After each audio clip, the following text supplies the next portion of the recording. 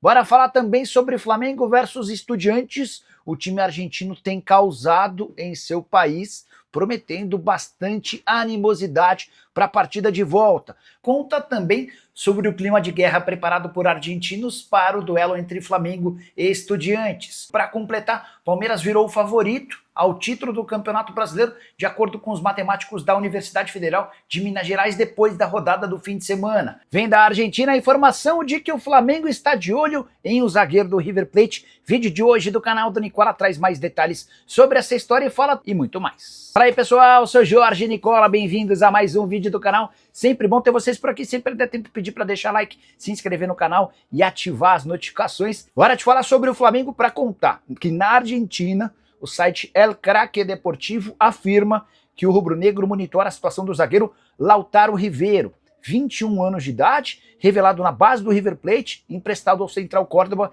e de volta ao Milionários, tendo sido titular, por exemplo, no confronto contra o Palmeiras na última quarta-feira.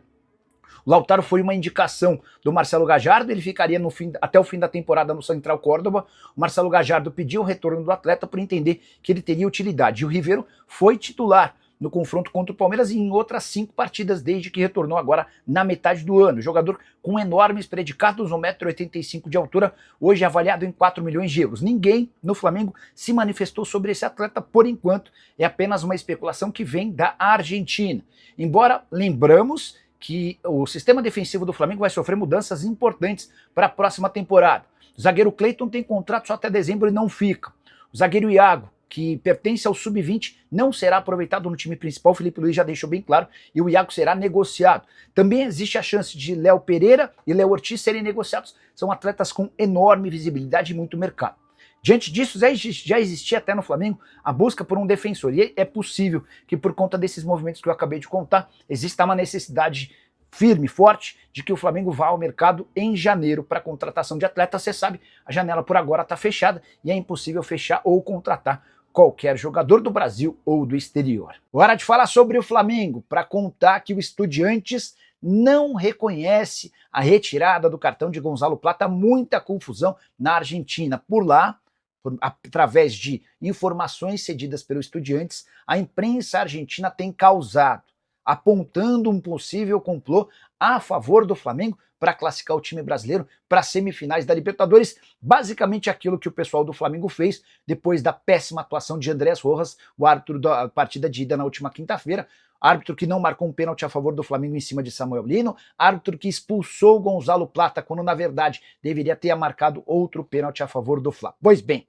na Argentina, a afirmação é de que a Conmebol não comunicou ninguém do Estudiantes sobre a retirada desse cartão do Gonzalo Plata. O Estudiantes chega a dizer que o Plata nesse momento não tem condição de jogo, o que soa bastante esquisito, até porque o Flamengo apresentou o ofício que recebeu da Conmebol informando sobre a retirada desse cartão amarelo do Plata, que lhe permite jogar a partida de volta. O Plata tomou 2 amarelos, o segundo amarelo se transformou num vermelho. Sem esse segundo amarelo, ele não foi expulso e pode ter condição de jogo na partida da próxima quinta-feira. Queria contar para vocês que o Estudiantes só volta a campo nessa segunda pelo Campeonato Argentino, quando enfrenta o Defensa e Justiça com a equipe completamente reserva. Bora falar agora sobre Flamengo versus Vasco. E o clássico no Rio de Janeiro terminou empatado em 1-1. Primeiro é importante contextualizar que Felipe Luiz decidiu poupar vários dos seus titulares. Ainda assim, mesmo com reservas, o Flamengo abre o placar, gol de Carrascal depois de uma blitz rubro-negra. Mas a partir do gol, o Flamengo abre mão de jogar e permite ao Vasco que vá melhorando dentro de campo. E o prêmio por essa melhora do Vasco acontece já na reta final do primeiro tempo, quando o Ryan aparece de cabeça para fazer o gol de empate. Na etapa final, o Felipe Luiz vai colocando titulares. Lança mão, por exemplo, de Samuel Lino, Arrascaeta, Pedro, enfim, o batalhão completo. Mas mesmo criando oportunidades de gol, o Flamengo não consegue marcar o gol da vitória. O Vasco faz bom jogo, na minha visão, mereceu o empate e conseguiu, em alguns momentos, na base de contra-ataques, levar perigo ao gol do goleiro Rossi. Rossi que fez boa partida, o clássico foi para lá de movimentado. Pro torcedor vascaíno, empate para ser festejado. Mais uma demonstração de força do Vasco contra um time grande do Rio. Vale a lembrança de que o Vasco eliminou recentemente o Botafogo na Copa do Brasil. Cruz Maltino, que pulou para o 15º lugar com 24 pontos, são 2 de vantagem em relação ao Vitória, primeiro time no Z4. Já o Flamengo segue em primeiro, 51 pontos, mas nesse momento o Flamengo já corre o risco de perder a liderança. Isso porque o Palmeiras, que venceu no sábado por 4-1 Fortaleza, tem 49 pontos e um jogo a menos do que o Fla. Se esse jogo a menos tiver vitória alviverde, o Palmeiras ultrapassa o Flamengo e assume a ponta do Campeonato Nacional. Foi por isso que o Flamengo encarou esse jogo contra o Vasco à Vera, mesmo tendo na próxima quinta-feira a decisão na Argentina contra o Estudiantes. Time argentino que vai poupar praticamente todos os seus titulares no confronto dessa segunda-feira pelo Campeonato Argentino. Hora de falar sobre o Flamengo. É bom que o rubro-negro se prepare para uma guerra na Argentina. Confronto da próxima quinta-feira contra o Estudiantes em La Plata será pesadíssimo. E os argentinos têm trabalhado nos bastidores para assegurar que esse clima seja péssimo. Primeiro, contar que o Estudiantes ameaça pedir a exclusão do Flamengo da Libertadores caso o Gonzalo Plata seja utilizado.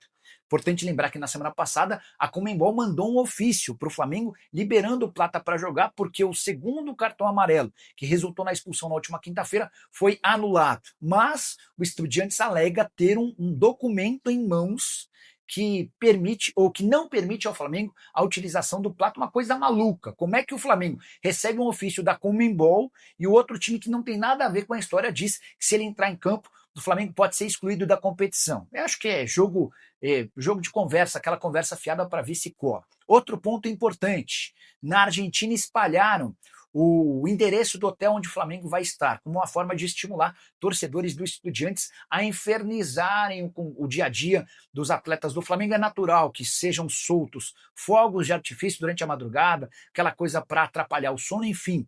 Vale contar também que o Flamengo embarca rumo à Argentina nessa terça-feira, 2 dias antes do jogo. O normal é chegar apenas um dia antes, seria aí na quarta-feira. O Flamengo vai na terça, faz o treino de quarta-feira por lá e se concentra para o jogo de quinta.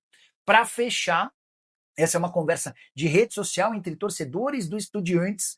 Eles, na tentativa de tumultuarem, têm feito lembranças sobre um confronto recente entre Independiente da Argentina e Universidade do Chile. Inclusive, o Estudiantes foi eliminado da Sul-Americana depois daquela guerra campal entre torcedores dos dois times. A verdade é que torcedores da Universidade começaram provocando e atirando coisas em torcedores do Estudiantes. A principal organizada do Estudiantes invadiu o setor destinado aos chilenos e as cenas foram lamentáveis. Muitos chilenos feridos, gravemente feridos. Uma guerra campal sem precedentes, e isso tem sido utilizado até como uma forma de amedrontar eventuais torcedores do Flamengo que pensem em ir à Argentina.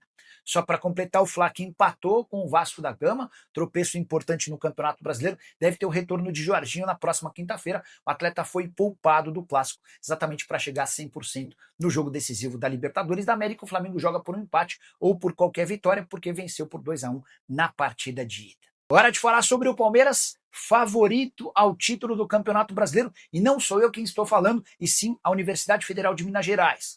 O Departamento de Matemática dessa universidade faz cálculos e probabilidades de título, e depois da rodada do final de semana, com vitórias de Palmeiras e Cruzeiro, e do empate do Flamengo contra o Vasco, houve uma mudança nas chances de título. Hoje o Palmeiras aparece como aquele com mais chances de conquista do Brasileirão. O Verdão, segundo o pessoal da Universidade Federal de Minas Gerais, tem 40,3% de chances, contra 32,6% do Flamengo e 23,8% do Cruzeiro. O Mirassol tem 2,5%, enquanto Bahia, Botafogo e São Paulo aparecem com chances irrisórias. Mas, Nicola, o Palmeiras não é nem o líder. Sim, o Palmeiras é o terceiro colocado. Classificação do Brasileiro tem o Flamengo com 51 pontos em 23 partidas, o Cruzeiro em segundo com 50 pontos em 24 jogos, o Palmeiras é terceiro, 49 pontos em 22 partidas. O fato de ter um jogo a menos do que o Flamengo e 2 jogos a menos do que o Cruzeiro pesa para que o Palmeiras seja favorito, mas a Universidade Federal de Minas Gerais também leva em consideração os adversários. Fiz a lista dos jogos que o Palmeiras ainda tem por disputar para você imaginar ou contextualizar se esse favoritismo atrelado ao Palmeiras é justo ou não. Palmeiras enfrenta o Bahia fora de casa, Vasco em casa, São Paulo fora, Juventude em casa, Red Bull Bragantino em casa, Flamengo fora, Cruzeiro em casa, Juventude fora, Santos em casa, Mirassol fora, Galo fora, Fluminense em casa, Grêmio fora, Vitória em casa, Ceará fora. A verdade é que ainda tem muito jogo para ser disputado e o Brasileirão vive uma das edições mais equilibradas com 3 times com reais chances de título. Quem para você é favorito? Já usa o espaço para comentário e registra a sua opinião, beleza? Rapaziada, foi o que eu falei no último vídeo aí, foi que eu falei que tinha que abrir o olho com o Vasco da Gama, que é um time muito forte, muito qualificado, né, com novos reforços lá. Esse menino Ryan aí tá jogando muito, e o Flamengo acaba sendo aí, sai com um empate com gosto terrível de vitória, mas entender que também que um ponto ali também conquistado não é ruim, é bom. É bom porque mantém o Mengão na primeira parte da tabela. E é muito importante também, né, rapaziada? Pô, agora o Vasco chega, atrasa tudo, complica toda a situação do Flamengo. Pô, eles chegaram, cara, empataram com a gente no primeiro turno e agora empataram de novo, fazendo um jogo duro, tentando jogar de igual para igual, quer ser o melhor time do mundo, jogando contra a gente. Pô, os caras lá pegando tudo, fazendo contra-ataque terrível.